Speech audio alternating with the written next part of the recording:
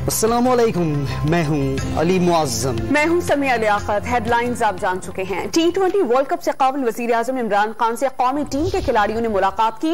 World cup 92 के फातेह कप्तान और वजीर आजम पाकिस्तान इमरान खान ने खिलाड़ियों को टिप्स दी और उनका हौसला बढ़ाया। मजीद जानते हैं डॉन न्यूज के नुमाइंदे हसीब भट्टी से। हसीब, बताइएगा वजीर आजम इमरान खान ने खिलाड़ियों को क्या मशवरे दिए हैं?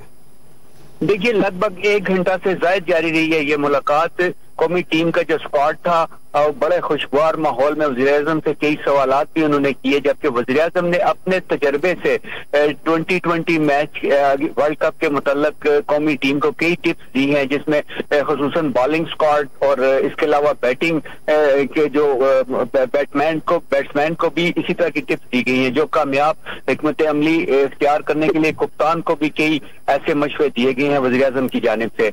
टीम जो है इस वक्त वापस जा चुकी है। चेयरमैन पीसीबी रमीज राजा भी इस मौके पर मौजूद थे, जबकि कई दीगर ऑफिशियल्स भी टीम के साथ थे।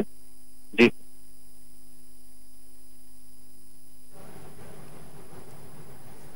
हसीब, बहुत शुक्रिया आपका। ताज़ा तरीन वीडियोस के लिए हमारा YouTube चैनल सब्सक्राइब करके बेल आइकन प्रेस करिए ताकि आपको मिले हर अपडेट सबसे पहले।